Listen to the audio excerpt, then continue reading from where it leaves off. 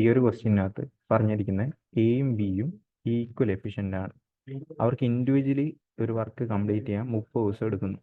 Okay, എയും ബിയും work ചെയ്യുന്ന തുടങ്ങുന്നു. എ ആണെങ്കിൽ ഒരു ഓഫ് എടുക്കുന്നു, ഓരോ 4 ദിവസം വർക്ക് ചെയ്ത് കഴിയുമ്പോഴും ഒരു ഓഫ് എടുക്കുന്നു. ബി ആണെങ്കിൽ അതുപോലെ തന്നെ ഓരോ 5 ദിവസം കഴിയുമ്പോഴും ഒരു ഓഫ് എടുക്കുന്നു. ഓക്കെ, ഇത് 1-ാം തീയതിയാണ് വർക്ക് സ്റ്റാർട്ട് ചെയ്യണം, എന്നായിരിക്കും വർക്ക് തീരുന്നതെന്നാണ് ചോദിച്ചിരുന്നത്. ഓപ്ഷനകത്ത് ഓഗസ്റ്റ് 16, 17, 18, 19 ഇങ്ങനെയായിരുന്നു കൊടുത്തിരുന്നത്. അപ്പോൾ ആദ്യമേ നമുക്ക് ടോട്ടൽ വർക്ക് എൻ്റെയും ബിൻ്റെയും എഫിഷ്യൻസി ഒന്നായിട്ട് എടുത്തു കഴിഞ്ഞാൽ ഓരോരുത്തർക്കും 30 ദിവസമാണ് വർക്ക് ചെയ്യാൻ എടുക്കുന്നത്. അപ്പോൾ ടോട്ടൽ വർക്ക് നമുക്ക് 30 എടുക്കാം. ആദ്യം ഞാൻ എങ്ങനെയാണ് നോർമലായിട്ട് ചെയ്യണമെന്ന് കാണിച്ചു തരാം. ദെൻ നമ്മുടെ ഇതിൽ അപ്ലൈ ചെയ്യാൻ പറ്റുന്ന ഷോർട്ട് കട്ട്. അപ്പോൾ എൻ്റെ കേസ് എടുത്തു കഴിഞ്ഞാൽ ഓരോ 5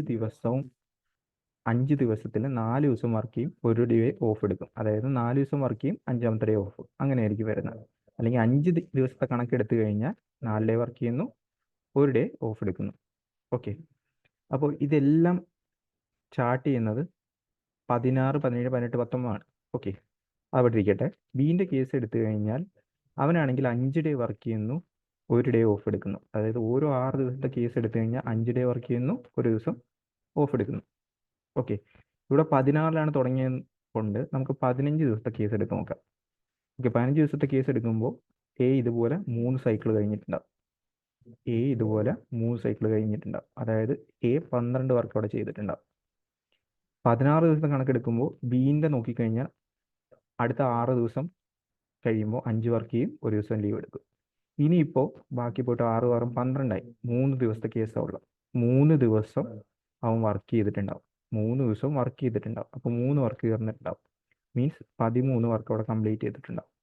ഇപ്പോൾ 15 ദിവസം കഴിയുമ്പോൾ ടോട്ടല് 25 വർക്ക് തീർന്നിട്ടുണ്ട്. 25 എങ്ങനെ? 12, 13.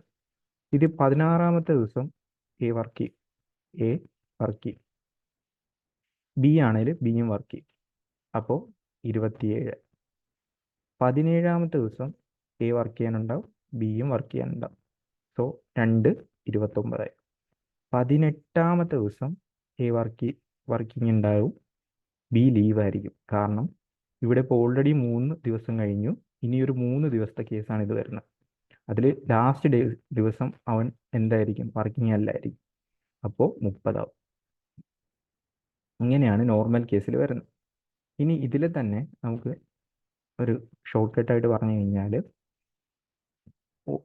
എൻ്റെ കേസ് എടുത്തു കഴിഞ്ഞാൽ ഓരോ 5 ദിവസത്തിൽ 4 ദിവസം വർക്ക് ചെയ്യുന്നു, ഒരു ദിവസം ലീവ്. ബീൻ്റെ കേസ് എടുത്തു കഴിഞ്ഞാൽ ഓരോ 6 ദിവസത്തിൽ 5 ദിവസം വർക്കിങ്, 6-ാമത്തെ ദിവസം ലീവ്. 5 ഡേ വർക്കിങ്, 6-ാമത്തെ ദിവസം ലീവ്. അതുപോലെ തന്നെ ഇവിടെ 4 ഡേ വർക്കിങ്, 5-ാമത്തെ ദിവസം ലീവ്. അപ്പം ഞാൻ ടോട്ടൽ രണ്ടുപേരും 6 ദിവസത്തെ കണക്കെടുക്കുമെന്ന് വിചാരിക്കുക. ഓക്കെ, ഇവൻ 5 ദിവസം 4 ദിവസം വർക്ക് ചെയ്തു, 5-ാമത്തെ ദിവസം ലീവ്, 6-ാമത്തെ ദിവസം പണിക്ക് വരും. അപ്പോൾ ഒരു വർക്ക് ചെയ്യും. അപ്പോൾ 6 ഡേൻ്റെ കേസ് എടുത്തു കഴിഞ്ഞാൽ എനെ സംബന്ധിച്ചിടത്തോളം 5 വർക്ക് അവൻ ചെയ്യും, ബീനെ സംബന്ധിച്ചിടത്തോളം 5 വർക്ക് ചെയ്യും. അപ്പോൾ 10 വർക്ക് തീരും. ടോട്ടൽ എയും ബിയും കൂടി ചേർന്നിട്ട് 10 വർക്ക് തീരും. ഓക്കെ, 6 ദിവസം എയും ബിയും കൂടി ചേർന്ന് 10 വർക്ക്. നമുക്ക് ടോട്ടലും എത്രയാണ്? 30 വർക്കാണുള്ളത്. അപ്പോൾ × 3 ആണ് ഇവിടെ വരുന്നത്.